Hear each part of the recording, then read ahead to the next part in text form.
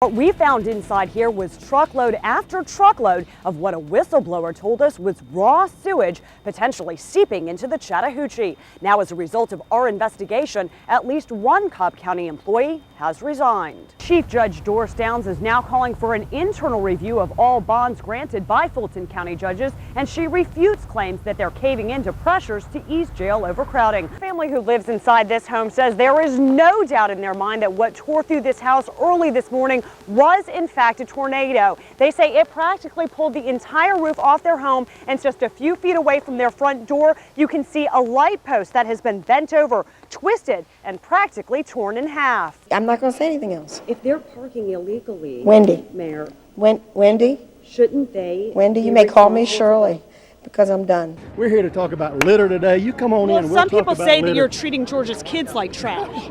Are you concerned about the environment? Would you please leave? No. We want answers to our questions. At least 36 of those weapons were later linked to various crimes, including a homicide committed using a $50 confiscated gun. The Public Defender's Council was considering legal action to put an emergency stop on the transfer of those inmates, but they ditched that last-minute effort. This list includes the inmates who are accused of murder, aggravated assault, and rape.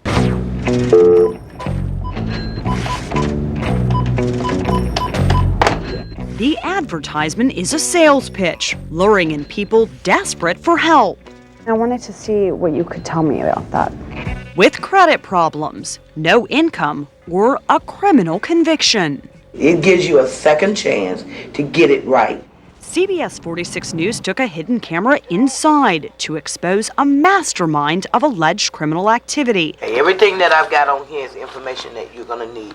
The Consumer Opportunity guarantees people proof of income, housing, and clear credit, everything they need to buy a new life. So when you go out to purchase things, such as cars or anything, you will use that number because it's just saying that I'm building new credit. They are identity creators. And as our hidden camera investigation found, they were providing clients with bogus Social Security numbers, fake pay stubs, and a very legitimate-looking past.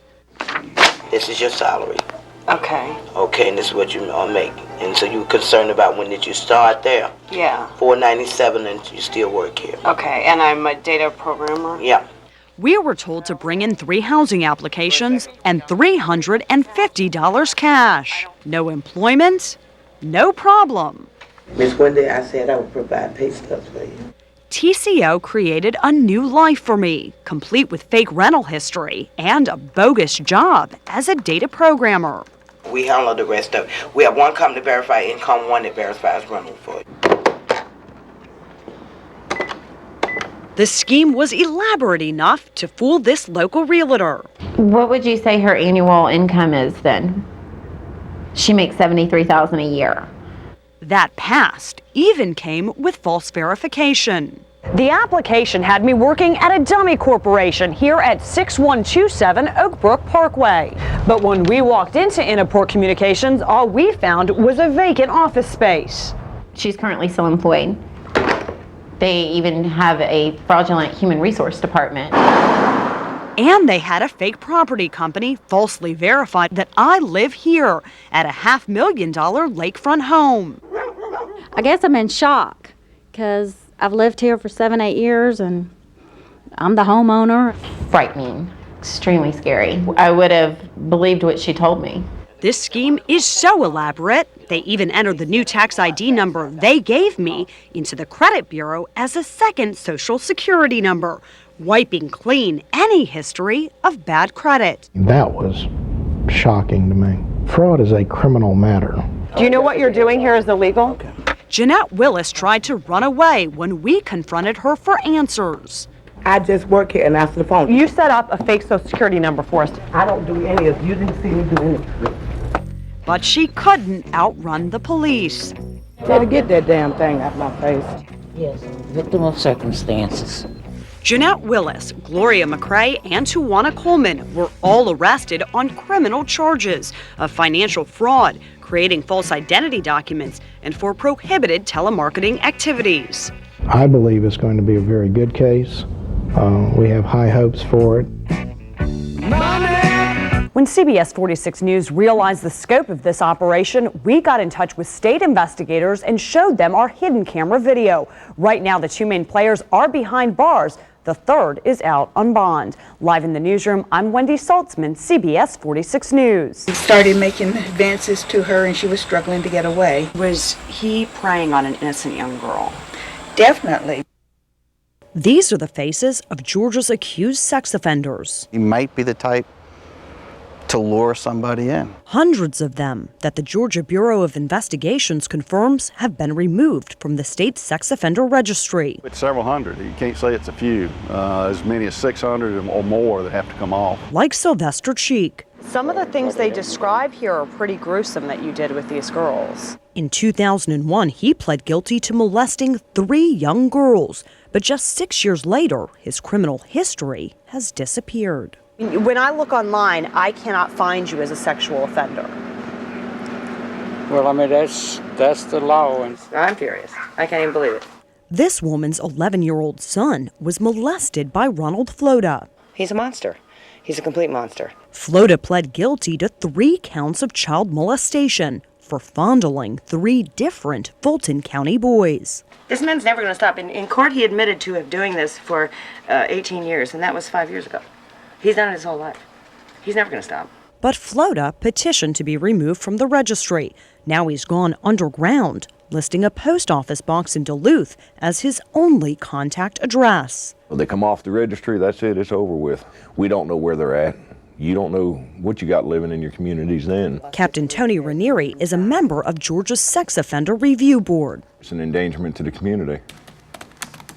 More than 600 people have been taken off the registry over the last 16 months for a variety of reasons, mostly because they were sentenced as first offenders, even in cases where there were multiple charges of sex crimes. What's to say that they're not going to do this again? Once their sentence is complete, their records are completely cleared, and they're no longer tracked by anyone, including law enforcement. When somebody goes after a 3-year-old, that's babies. She was still in diapers. Kevin Moss pled guilty to molesting this man's 3-year-old daughter and of committing the same crime with a 7-year-old boy. He should be on that register. He should be registered.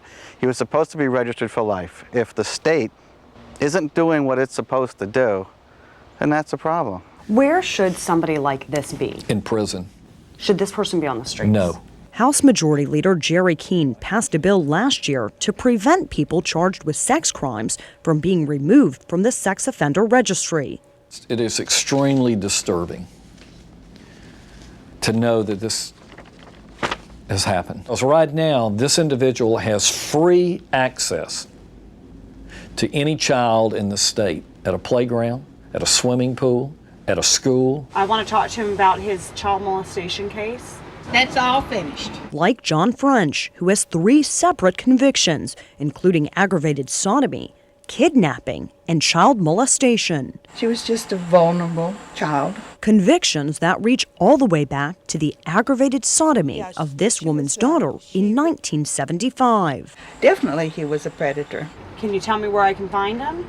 No, I don't know where you can find him. You don't know where you can find him? That's all finished. You don't know where we can find your son? No. Shut the door and slam my screen. Once people are removed from the sex offender registry, there is no way, even for law enforcement, to track them.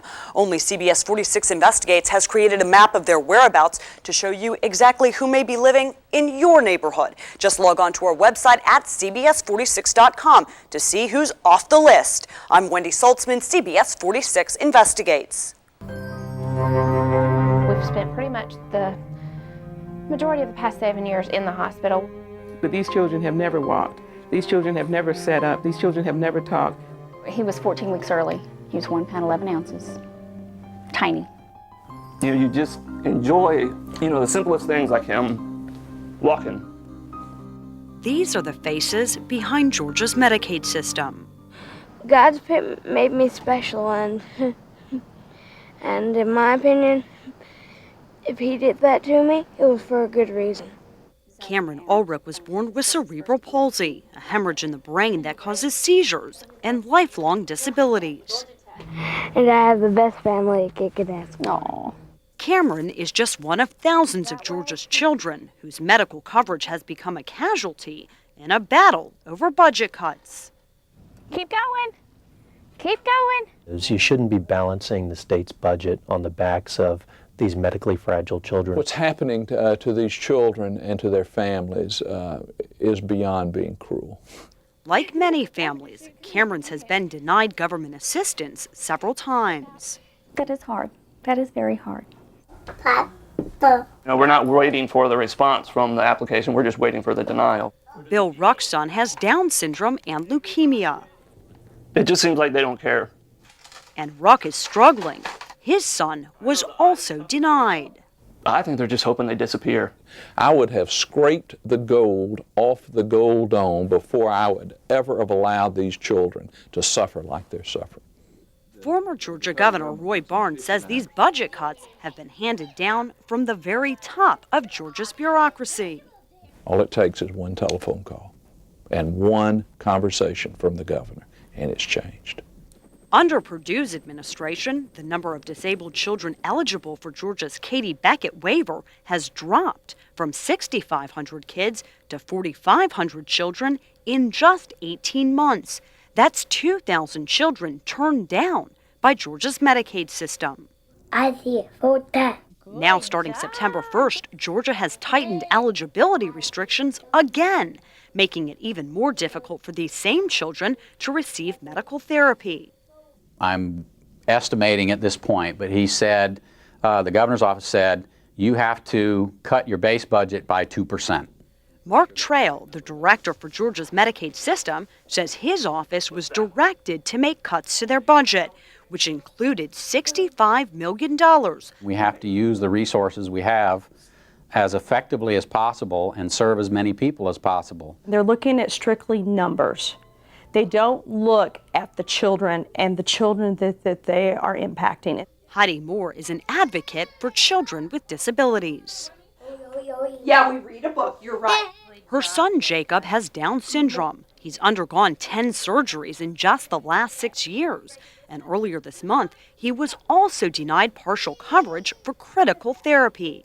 And by late last year, it became very obvious that the system was out of control. Hundreds and hundreds and hundreds of families have been denied eligibility. Yeah, well, I think the state has been too rigid and inflexible and, frankly, inhumane. Senator Edelman says the buck stops at the governor's desk.